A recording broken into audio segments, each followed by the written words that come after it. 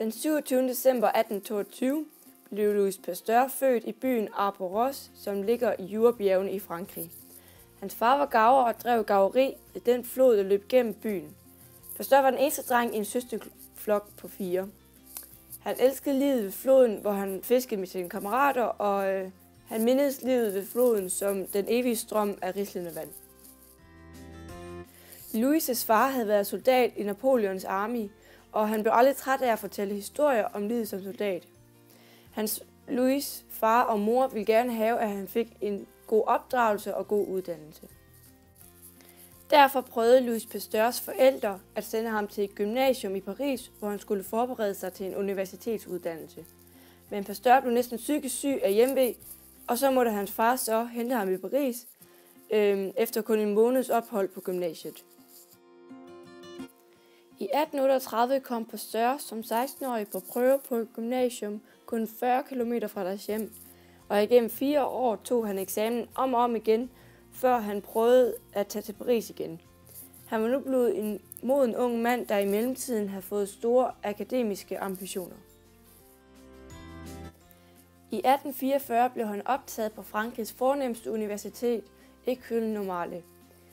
Her blev det kemi, der optog ham mest, og han var så flittig og ambitiøs, at han tog en eksamen om, hvor han allerede var kommet på en flot 14. plads, og faktisk godt kunne gå videre. Men det gav så også putte, for i den nye eksamen kom han på en 4. plads. Pasteur og hans far holdte kontakt via breve, og Pasteurs far blev helt forskrækket over hans søns store flid, men Pasteur havde heller ingen fritid, i modsætning til hans medstuderende, der nød studielivet i Paris. Gennem store dele af Pasteurs liv kom 2 lærere til at betyde meget for ham. Den ene var professor Dumas, som var en fremragende forelæser, og han samlede over 500 tilhørere, så auditoriet var altid propfyldt, når han forelæste. Professor Dumas regnes for at være en af Frankrigs fornemmeste kemikere. Den anden lærer var professor Ballard, som var nyudnævnt professor. Og Ballard fik brug for Pasteur som medunderviser og senere forsker i sit laboratorium. Her arbejdede Pasteur fra 1846 til 1848. På universitetet i Strasbourg kom Louis Pasteur rigtig meget sammen med en af ledernes familie. Og iblandt familien var Marie Laurent, og efter knap et par uger blev Louis Pasteur og Marie Laurent så gift. Pasteur fik nogle flotte anbefalinger fra de 2 professorer, og på grund af dem blev Pasteur professor i kemi på et universitet i byen Strasbourg. Da Pasteur blev professor, havde han forsket i årevis i krystallografi. Krystallografi er undersøgelse om den rumlige placering af atomer og molekyler i de forskellige krystaller. Hvis man sender en lysstråle med opdelt lys gennem en krystal, drejer lyset ofte til højre eller til venstre. Stoffet har forskellige egenskaber alt efter om lyset bliver højre eller venstre drejet, også selvom der stadig er lige så mange molekyler i som før. Pasteur fik videnskabsmænd til at forstå, at et stof egenskaber ikke kun afhænger af dets kemiske formel. Men Pasteur mødte stadigvæk mange, der modsigede ham, og derfor lærte han at stole på sine egne undersøgelser. Mange krystaller er meget små, så Pasteur prøvede at bruge et mikroskop til hjælp. Og lige siden den dag, han prøvede det for første gang, har han brugt mikroskopet i alle sine undersøgelser. Han fik gode tilbud fra de bedste mikroskopfirmaer i Frankrig. Pasteur arbejdede med kemi i 10 år, og han lavede en meget koncentreret og grundig arbejdsmetode, som blandt andet indeholdt at læse eller i hvert fald skimme alt tilgængelig relevant litteratur. Men hans ultimative drivkraft var nysgerrigheden inden for faget. I 1860 fantaserede Pasteur sig til, at bakterier kunne være årsag til smitsomme sygdomme. Napoleon III syntes ideen var god og opfordrede Pasteur til at arbejde videre med den. Men ideen blev desværre ikke godt modtaget af de andre videnskabsmænd. I 1854 tog han imod stillingen som leder af den naturvidenskabelige afdeling på universitetet i byen Lille, som ligger i Nordfrankrig. Inden han havde været et år i Lille, begyndte han at interessere sig for problemer inden for alkoholgæring. Det skete, fordi en af Pasteurs elevers far ved navn Bigot opsøgte ham, fordi hans alkoholproduktion har slået fejl igennem flere år. Da alkoholen blev af en ukendt årsag forurenet af stoffer under gæringsprocessen. Biko lavede nemlig alkohol ud af sukkerroesaft. Louis Pasteur lovede at undersøge sagen. Han tog prøver af gæringsvæsken, og han kiggede på det under mikroskopet. Han lagde mærke til små gærkugler i gæringsvæsken, men han så også andre mindre legemer, der ikke var gærceller. Hidtil troede man, at gæringsprocessen var af kemisk art, altså at der ikke var noget levende indblandet. Men Louis fandt ud af, at gæringsprocessen var forårsaget af levende organismer. Pasteur fandt også ud af, at gærcellen ikke kun var et dødt stof, der var maskinen ved omdannelse af sukker til alkohol, men han fandt faktisk ud af, at gærcellen var en mikroskopisk plante med sit eget liv, og at alkohol var et resultat af dens livsproces. De andre små lemmer Pasteur fandt i gæringsvæsken var dem, der var skyld i den mislykkede gæring. Men de var egentlig også levende organismer. Men løsningen på Bingos problemer var at få dem ryddet af vejen, eller at få stoppet dem i at overtage væsken. Ligesom vin og eddike fandt Pasteur hurtigt ud af, at øl også undergik skadelige forandringer. Det syrnede, og så kunne det ovenikøbet gå i forrådnelse, særligt om sommeren, når det var varmt. Pasteur fandt også ud af, at tilførelsen af de sygdomsorganismer i alkoholen kunne bringes ned til det mindst mulige ved en streng kontrol under gæringsprocessen. For eksempel måtte øl ikke komme i kontakt med anden duft, end den, der var i maltafkoget i forvejen. Problemet var altså at stoppe en videre udvikling af disse organismer, efter de havde gjort deres job i produktet. Pasteur prøvede mange forskellige undersøgelser, men han fandt ud af, at det bedste, man kunne gøre, var at sterilisere gennem opvarmning, eller delvis sterilisere, eller det allerbedste pasteurisere. Han prøvede først med vinen, men Pasteur var vokset op i en af de bedste vindistrikter i Frankrig. Så han vidste rigtig meget om vinen, og var derfor bekymret over, om varmen måske ville forandre vinens smag.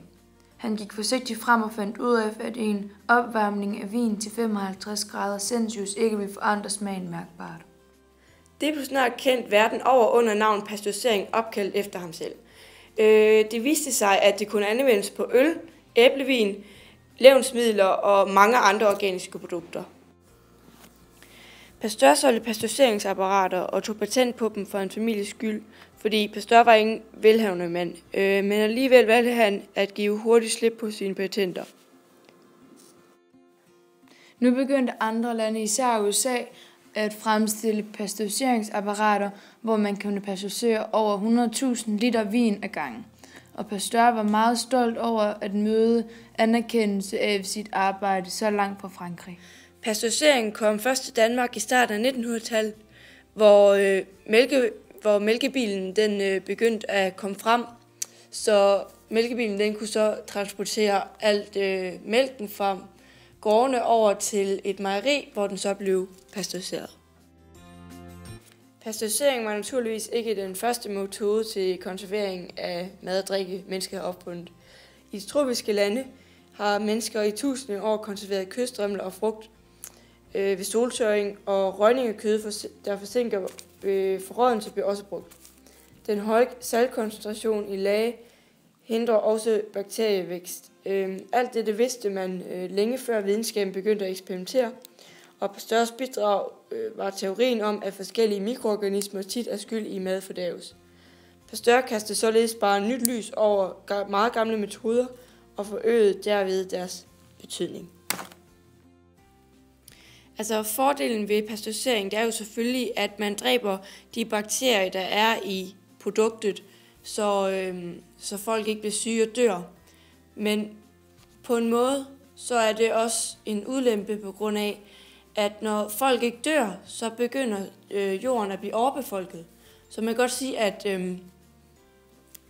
at Pasteur har hjulpet, eller har været med til at overbefolke jorden.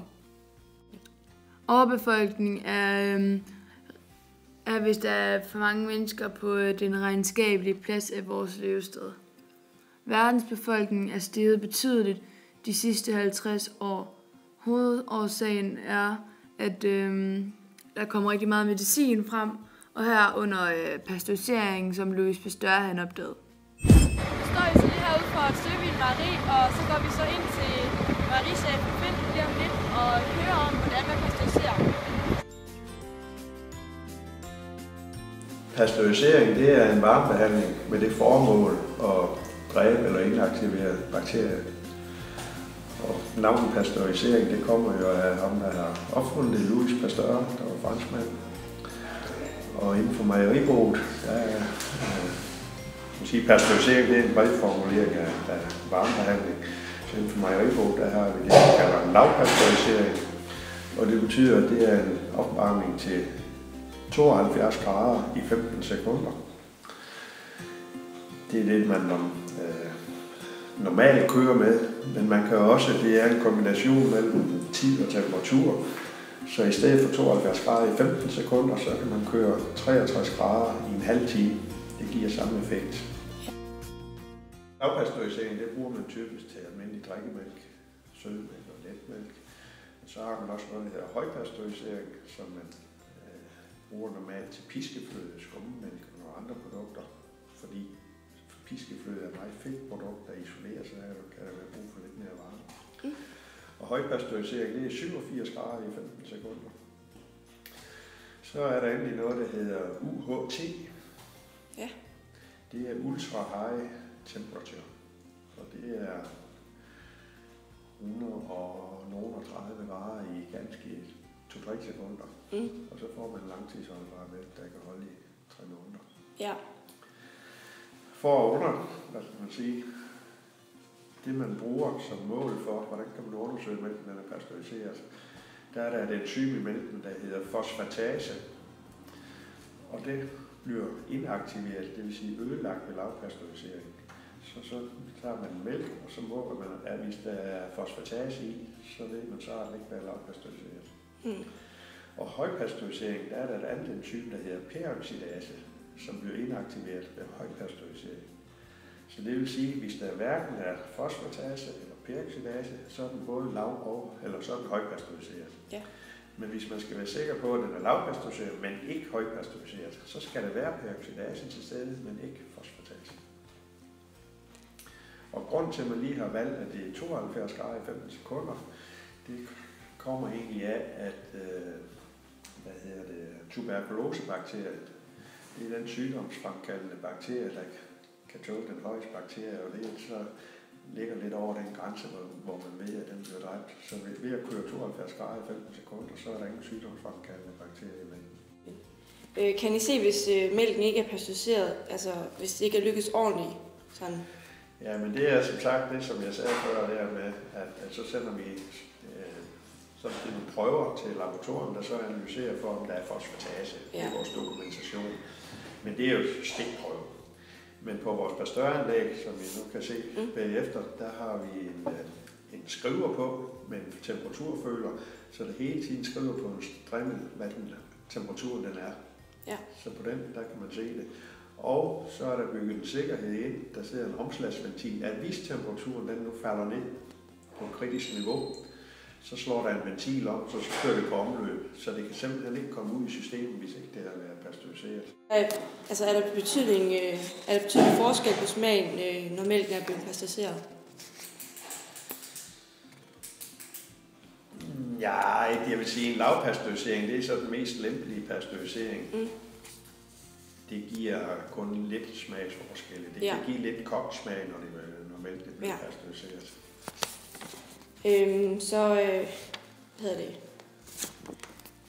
Hvad med de oste, som sådan er skimmeloste? Når man pasteuriserer, så dræber man vel sådan de gavnlige bakterier, eller hvad?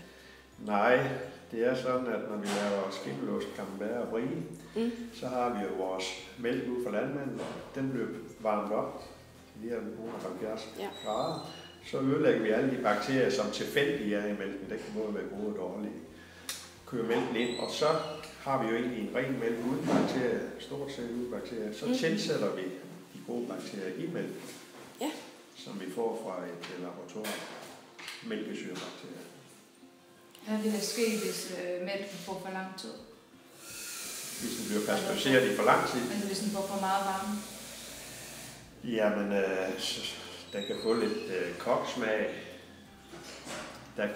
Der sker også noget rent fysiologisk omkring vandbinding. For eksempel når man laver ost, kan være, hvis vi varmer den for højt op, så stiger vandbindingen. Det vil sige, at der sker nogle proteinerne, og så er vi vanskeligere ved at få vandet af.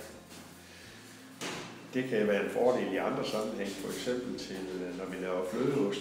Der varmer vi med vilje op til 90 grader, og det er ikke på grund af laktologien, men det er fordi, vi så får en bedre konsistens og vandbinding i den færdige ost. Så det kommer an på, hvad osten er blevet lavet. Ja. Er gedemælk anderledes end komælk? Så er der flere vitaminer i og sådan noget? Ja, der er, altså sammensætningen, der er ret stor forskel på gedemælk og komælk. Ja. En af de forskelle, man lige umiddelbart kan se, det er, at gedemælk, der er ingen karotin, og det har ikke den gule farve, hvor I ved, at komælk det er lidt gullig, og fløden den bliver gul, og smør bliver gul. Det findes ikke i gedemælk. Hvis man laver smør af gedemælk, så er det kridt. Og så er der, kan man sige, kortere fedtsyre sammensætning af protein. Og det ligner faktisk mere den menneskelige mælk end komælk, og der er lavere kolesterol.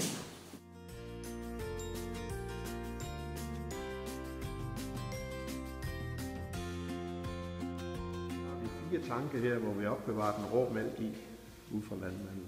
Ja. Og det er både gedemælk og komælk, vi har her. Rå mælk kommer op i en balancebeholder, og så er der en pump, der pumper det først igennem et filter. Og så kommer det ind i sådan en pladevarmveksler, hvor det bliver varmet op til de grader, vi nu stiller den på. 74 på lavkast, eller 72 på lavkast, så vi kører så lidt højere for at være sikker. Og så skal vi jo holde temperaturen i 15 sekunder. Og det gør vi i den der, vi kalder en holdercelle. Det tager 15 sekunder for mælken at løbe igennem de rør der, hvor den er med fuld varme. Og så går mælken tilbage, og så er det jo sådan en pladevarmveksler for at udnytte energien. Så det varme mælk, det går i modstrøm med det kolde. Så bliver det varme mælk på vej ud af apparatet, kølet ned af det kolde mælk, der er på vej ind. Så derved, når vi lukker 5 grader varm mælk ind, så kommer det ud med omkring 20 grader. Men i mellemtiden har det været varmt op. Vi har vores skriver, som hele tiden, når man starter den, så kører papiret rundt, og så vil den lave en streg. En, der viser pasteuriseringstemperaturen, og en, der viser, hvad temperatur mælken kommer ud ved. Og så er der en tredje, som hvis der er et omslag, det vil sige, at den ikke har holdt, så viser den også det. Så det er sådan en, der slager om hændelsen. Ja. Og her der kan vi så stille, hvad temperatur skal vi pasteurisere ved, hvad temperatur vil vi gerne have mælken ud ved. Og hvis nu, at temperaturen så når under den grænse, som vi er kritisk, så sidder der en ventil lige efter holdercellen, som vi kalder en omslagsventil. Og det er en, som så automatisk, hvis temperaturen er ude, så lukker den op, og så i stedet for at mælken den går ind i apparatet, så går den ud og ryger tilbage i balancebeholderen, og så står det og kører rundt der, indtil det er varmet op igen, og først når det er varmet op igen, må det begynde at køre videre. Så er vi helt sikre på, at der er aldrig mælken i den ventil, der kan være varmt. Udover det, så er der også lovkrav om, at ind i sådan en pladeapparat, der løber der jo mælk på begge sider af pladerne. Og på den ene side, der er det jo rå mælk, og på den anden side er det pasteuriseret mælk. Og lad os nu sige, at der var en lille hul på sådan en plade, så der kunne gå rå mælk ind i den pasteuriserede mælk. Det ville jo være farligt. Ja. Så der er krav om nu, at der skal være højere tryk på den pasteuriserede del, end på den rå mælk. Så derfor har vi det, vi kalder en boosterpumpe på her. Fordi når man har en pumpe, der trykker mælk ind, så vil man altid have lavere tryk i bagenden. Så derfor har vi en pumpe, der så booster trykket, og så stiller man en modtryksventil. Og så har vi manometer, kan du se. Så det manometer på afgangen skal altid stå højere end den på tilgangen. Ja. Som ekstra, så der kan være alle mulige bakterier i den rå mælk. Det man ved, det er, at alle de sygdomsfremkaldende bakterier, man kender, de bliver dræbt ved lavpasteurisering. Men der er nogle bakterier, der er termoresistente, som godt kan overleve de her bakterier, men de gør ikke så stor skade. Og så er der endelig nogle bakterier, der hedder sporedannere. Og det betyder egentlig, at selve bakterien dør, men den danner en spore, som så kan vokse frem til en ny bakterie, når man får betingelser. Og dem kan man ikke, der skal man op og have det, vi har kaldt om en UHT, en ultraradiotemperatur op 140 grader, hvis det skal være helt stabilt. Ja. Men alt det sygdomsfremkaldende, de bliver ødelagt her. Ja. Og så når det alt mælk går igennem det her, enten det er til flødeost, eller skimmelost, eller feta, og når det så når det hen, hvor det skal, så tilsætter man de bakterier, som man gerne vil have i mælken. Så skimmelosten, det tilsætter i osten, når det er? Ja. Nede på enden med den mælkeslange, de er jo rustfri rør, der kommer ud med hanerne. Det er der, hvor mælken kommer fra pastøren af. Så fylder man de der, vi har 20 små ostekar, der kan være cirka 100 liter i hver. De bliver så fyldt op med det pasteuriserede mælk. Men så er det, så tilsætter vi bakterier og får syreosten og lidt osteløbe for at få det til at koagulere. Og vi tilsætter også en skimmelkultur, så der kan være skimmel frem på osten senere. Ja. Og jeres oste er økologisk? Ja, de er kun gennem timen. På nogle af de kæmpe store mejerier, store anlæg, der kører de jo 20 eller 50.000 liter igennem timen. Ja, det er godt. Og du ved ikke noget om andre madvarer, der bliver pasteuriseret? Måske ikke? Jo, altså øl for eksempel. Ja, øl. Bliver også pasteuriseret. I hvert fald meget af det. Ja. Og, jamen, der er også andre sukker, Ja. og der er æblemost. Så der er mange produkter, der bliver pasteuriseret. Ja. Ja. Og så er der jo endelig også, så kalder man jo ikke pasteurisering, men autoklavering, man kan sige, helkonserves på dåser, som kan holde sig i flere år. Det har så været autoklaveret, kalder man det så. Det har været varmet op til i 121 grader i en halv time. Og så kan det i princippet, så er det sterilt, så er der ingen spor, så er der slet ingenting i, og så kan det i princippet holde sig ubegrænset. Ja. Så tager yoghurt. Det har jo en holdbarhed på omkring 3 uger. Det har længere tid.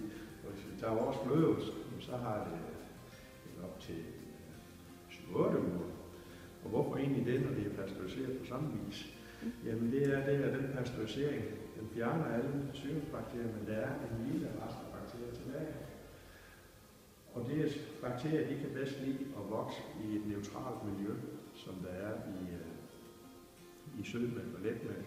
Når man laver yoghurt, så syrner man det, det vil sige, at surhedsgraden falder, og det kan bakterierne, de dør ikke, men de er ikke så glade ved at vokse i det. Derfor der kan man have lidt længere holdbarhed på yoghurt og tykmælk. Og hvis vi snakker om flødeost, så tilsætter vi også lidt salt, og der er knap så meget vand i produktet. Det hæmmer også bakteriernes vækst, så derfor der kan være lidt længere holdbarhed igen. Så det er forskel på, hvorfor er der egentlig forskel på holdbarheden, når det er blevet pasteuriseret på samme vis.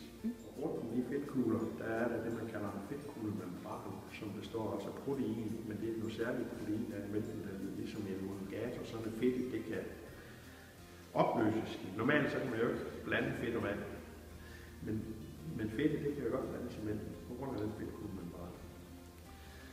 Så en homogenisator, den gør egentlig, at mælken skal passere et knusehoved, hvor der er meget lidt plads, og så sidder der 3 stempler på, så presser det igennem, og så kan man stille på meget modtryk, så man presser det igennem med et højt tryk. Og derved, så får man de her uensartede fedtkugler gjort ensartet. Men de får også en større overflade. Og når det er, at fedtet i kokmælk, fløden den kan stige op, det har jeg nok set, ikke også? Ja. Men det kan den ikke, når den er homogeniseret. Fordi fedtet stiger op, fordi det er nogle store fedtkugler. Så er opdriften store, men når man så gør dem små, så er det mere stabilt med. Så det er derfor, at man blandt andet derfor man homogeniserer. Ja. Pasteurisering ødelægger faktisk næsten alle enzymerne i mælken, og mælken bliver først erklæret pasteuriseret, når det ikke længere er muligt at finde nogle enzymer. Men pasteurisering dræber ikke kun enzymerne, som er meget vigtige proteiner, men også forandrer aminosyrene i mælken og ødelægger mange af de vigtige proteiner. Det ødelægger de umættede fedtsyre, de ødelægger de fleste vitaminer, og så reducerer tilgængeligheden af mineraler. Så efter pasteurisering af mælken, er mælken faktisk næsten død, og det belaster din krop, fordi din bugspytkirtel er nødt til at producere masser af fordøjelsesenzymer for at fordøje og absorbere den døde mælk. Man har tit hørt ordet pasteuriseret æg, men hvad er det egentlig? Altså, pasteuriseret æg er bare udslået æg, der er varmebehandlet, så enhver risiko for de farlige salmonella-bakterier er væk. En god regel er, at retter med æg skal opvarmes til mindst 75 grader, for at man kan være sikker på, at eventuelle salmonella-bakterier er dræbt. Rigtig mange forskellige fødevarer bliver pasteuriseret, såsom kogt skinke, æg, mælk, vin, øl osv. Men ja, som jeg lige har sagt, så er det sådan mest væsker, som bliver pasteuriseret.